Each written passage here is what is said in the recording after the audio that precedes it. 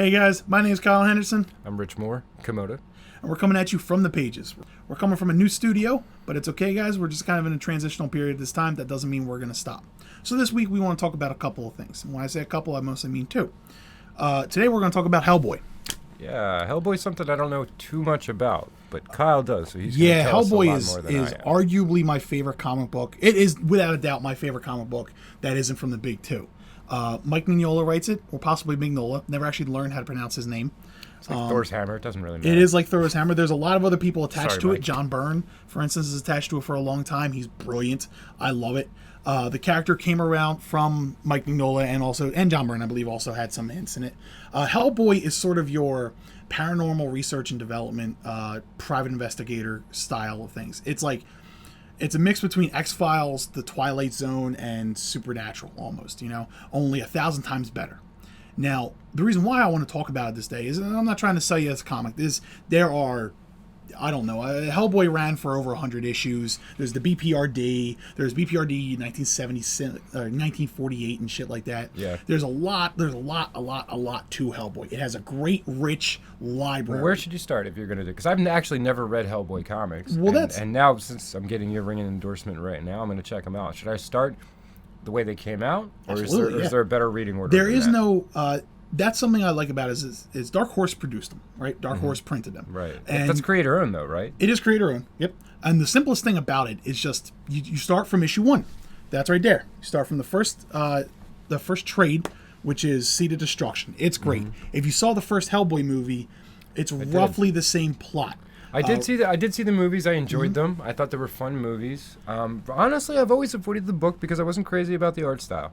See, I like the art style because it's so different. It's very 2D, but it still has very dynamic action to it. I just found it off-putting aesthetically. But I mean, I'm more of a writing guy than an art guy.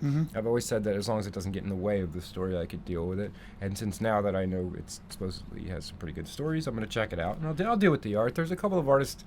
I mean, I know we've talked about Frank Quitely before, and Larry Stroman comes to mind from the Peter David's X Factor days. But there are some artists that I wasn't crazy about that I just sort of got used to because I enjoyed the book. So yeah, and I really don't think this is bad. I just didn't like that particular look. But I'll give it a shot. The art style. See, I like the art and I like the writing because they're both they have a simple aesthetic to them.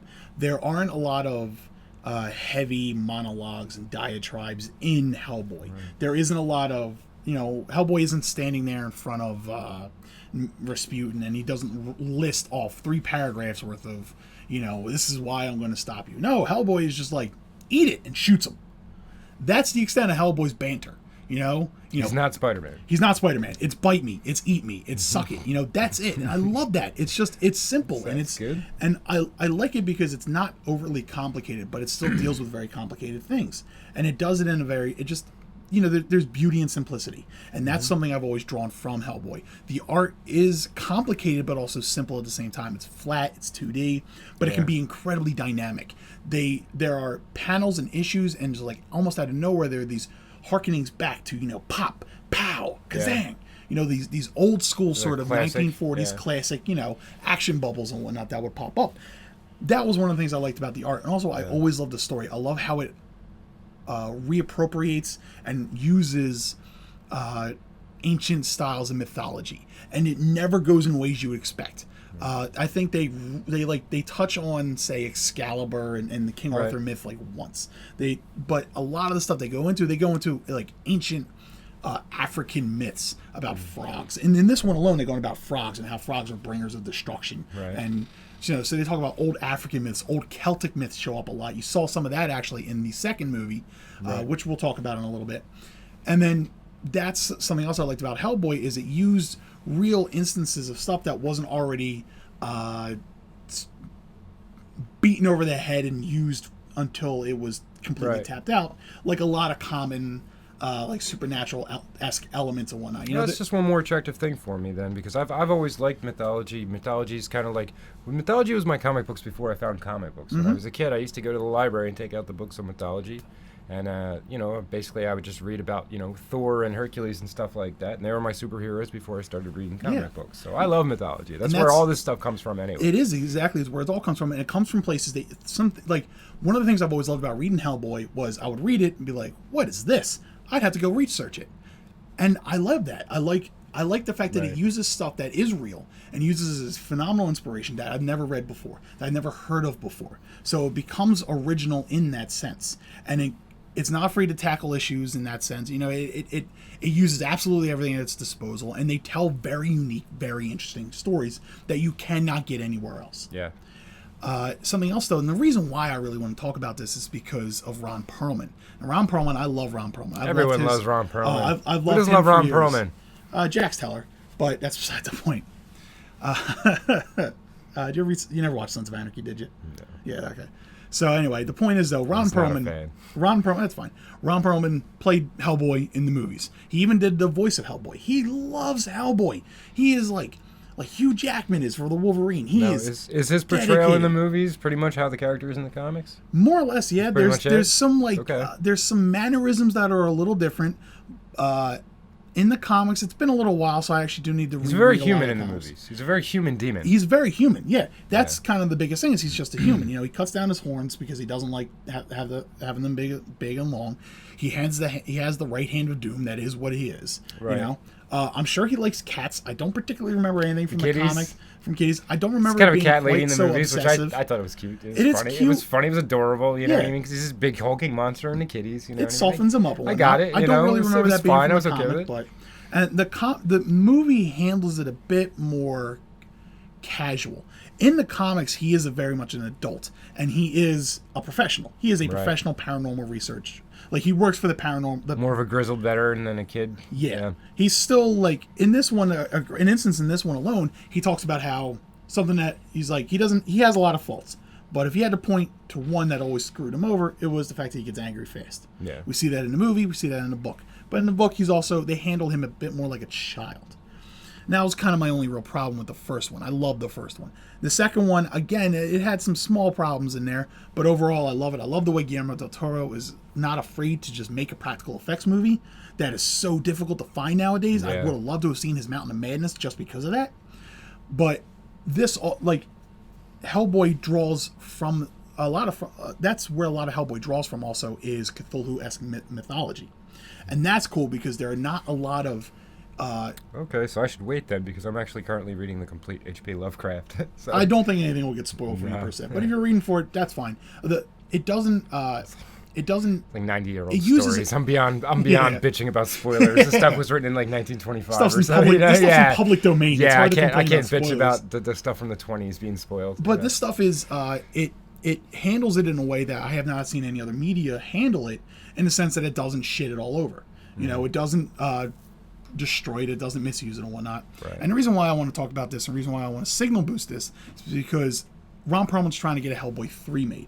Right. Now Hellboy 2 ended with Liz Sherman possibly being pregnant or definitely being pregnant and them going off, leaving the BPRD to go do their own thing. That is a thing that happens in the comics. Hellboy leaves the BPRD for a while, and he goes and roams the world, and that's great. As a matter of fact, that's even when they use the King Arthur mythology, and they do a lot of stuff in there. He gets involved with I believe her name is Yaga Yaga. She's Baba Yaga? Yeah, there you go. Baba Yaga. Baba Yaga. Yeah. That's it, from an old Russian myth, I believe. Yeah. He gets involved in that, and it's a good fucking, like, I love that one. That was really nice. And I'm trying to talk about it right now because I would love to see Hellboy 3. I would love to see Guillermo del Toro do Hellboy again. Ron Perlman is absolutely dedicated to the character. He is a man as an actor I can respect because when he finds a character, when he finds a role, he wants to be that role and he wants to give that role back to us. He wants to give us Hellboys 3 through 10 if he could. He did the cartoon movies, he did the voice work. Yeah. Well, they came out. The cartoons were made after the second movie, right? They were made, I think, two were made, but one of them was made between the two movies. Okay. And then there are, I think, 3 total. And then 2 of them were made after the movies. I'm not sure. I might be wrong about that. They might have all come out between them or after them. I'm not sure. But Ron Perlman was involved in all of them. He loves them all. Even though some of the other actors they have involved in it, In the movies, the guy that physically did Abe Sapien loved the character so much, he petitioned to do the voice as well as the character movements for Abe Sapien in the second one. And he does the voice for all Abe Sapien in all the comics in the cartoons. And I do the voices in the comics. That's all me. So I'm just trying to. That's ultimately what I want to do is right now. If you want to see another Hellboy, share this. I'm share all for Ron it. They're Perlman's fun post. movies. I'm going to read the books now, and then I'll probably really want one. Yeah, no, they're great movies. They definitely go in a different direction than the comics do, but that's almost some. That's the thing I like about Hellboy is the way Hellboy is. There is not a gigantic overarching. You must read issue 1 to issue 100. They're You can read the second self-contained trade if you want. stories, yeah. A lot of it is almost self-contained. All you really need to know always nice. is like you need to know a specific character dies in this one. You need to know who that is. Right. Then you need to know who Hellboy is, which they explain more than this than they would in say the second or third one. Right. But that's it. Like that's something I love about Hellboy too. Is it's almost like its own universe. It has its own universe. It's it's got multiple stories in it, and it's great. And that's something that the movies can do awesome because it's almost impossible to fuck that up. I can't be mad at how the first movie came out. I can fuck up anything, but well, you can fuck stuff up. But the first like one of the biggest complaints about nerds is like Spider-Man, like Spider-Man 3. Spider-Man 3 wasn't a fucking Spider-Man movie. That was a piece of shit. That was stupid as fuck. Yeah. That was goddamn terrible. But you can't like.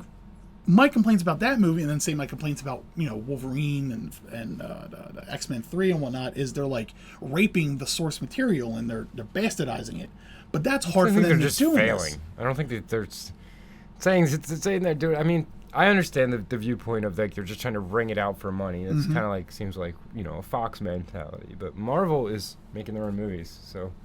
Sure, but notice I didn't list off any Marvel movies. No, I mean, all I'm saying is they're like we're talking Fox about end, the misappropriation of the source material that pisses us off as nerds. Yeah, and that's hard to do with Hellboy because it's already reappropriating source material from ancient mythologies, and they're like, here's another way this story could have gone down. So when you look at it from that sense, I'm not even mad that like the Hellboy because the Hellboy still stays Hellboy. Liz Sherman still stays Liz Sherman. Abe Sapien still stays Abe Sapien. That's all that matters. Right. They can tell whatever story they want. They don't need to follow a fucking thing in the comics. That's what I love about this. So, Ron, Mr. Perlman, if you see this, I want that goddamn movie too. Put it on Kickstarter. I know you talked about how you don't want to fan source it or whatnot. Fuck that. I will give you so much goddamn money to make this movie. I want to see you dress up like a big red idiot again and go stomping through New York and maybe Tokyo and who knows elsewhere. But that's me. I just want to see him dressed up as the Beast again. You want to see the Beast? All right, we got differing opinions. If you're old enough to know that reference, then you're old. Yeah, congratulations, you're in your 30s.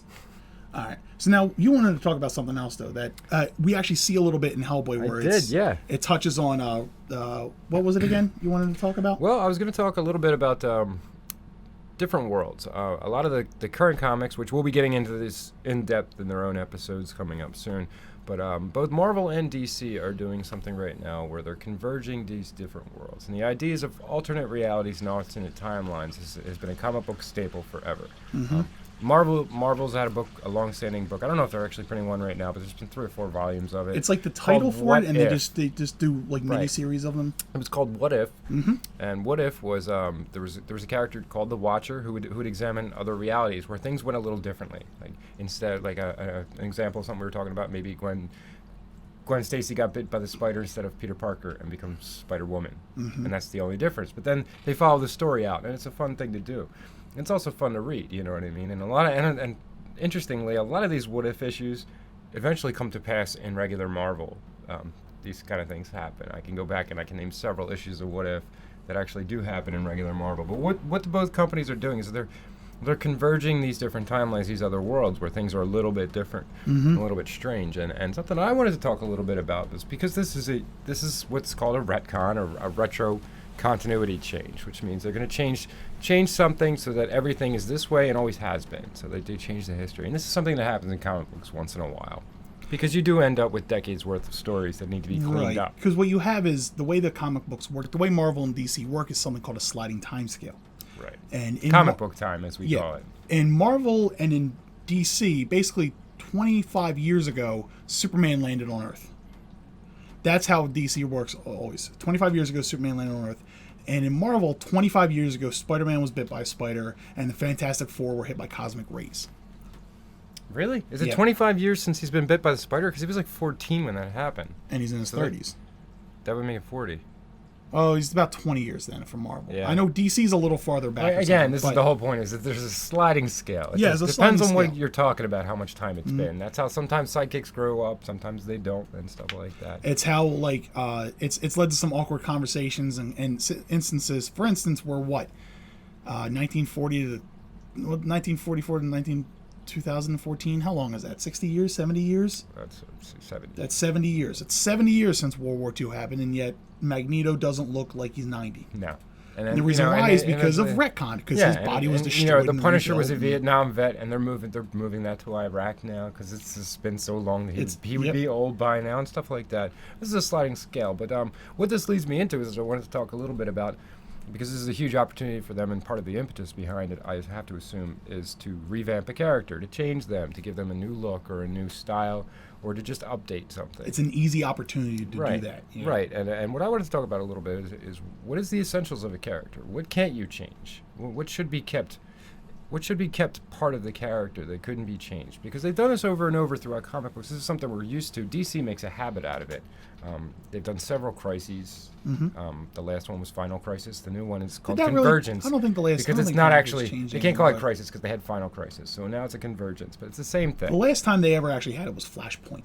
Flashpoint was when New 52 was born. Right. That was that, and for some reason they didn't call that a crisis, which is odd. No, because the one before that was the final one. So was the final absolute last final crisis. But yeah, we're not gonna call them that anymore. We're gonna keep doing it though. Yeah. Marvel doesn't do it as much actually, but DC got a little convoluted with their alternate timelines and stuff. There was a problem with the first crisis. One of the problems was that Superman was just too damn powerful. It was kind of hard to write Superman. He was throwing moons at people as weapons and things like that. It's kind of hard to write that character, so they depowered him a little bit.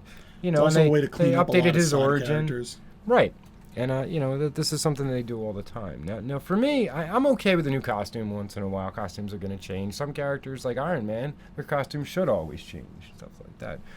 So the look to me isn't entirely important. However, there are iconic characters like Superman and Spider-Man where, we're pretty sensitive about those symbols and stuff like that. Oh, I'm real fucking salty at the way Superman looks right now in comics. You don't like the new 52 version? I don't like it. They got rid of the briefs, and everybody always wanted the briefs to go away. I don't give two shits about the briefs. I hate the briefs. Everybody hates everybody wants to complain about him wearing underwear. It's because it's just it's a golden age look. It's a 40s look. It's Listen, good. Okay, so here's why it doesn't bother me, right? I like watching wrestling. I think it's fun. I know it's fake. I don't judge. I understand what it is. And they're out there and they're in those things. That doesn't bother me. I don't like a lot of people try to like, oh, he's out there in his underwear. What if what a blah, blah, blah. But it's no, I'm not saying that's your reasoning. I'm saying that's the common argument I've heard about that. And if you don't like the way the briefs look because aesthetically it looks awkward wearing red underwear, sure. But it makes it look like you're from 1939. It's like, to me, as a comic book fan, that's an old comic book style look. It makes it look like a Jack Kirby drew. But you know what? I don't want to. Sorry. Sorry, I know the holy name of Jack Kirby could ruffle some feathers, but I'm not into 40s art. Here's my argument for that, and this is mostly my only argument. It was much later than that, but anyway. My only real argument for the Superman underwear thing, right, is because of Superman himself.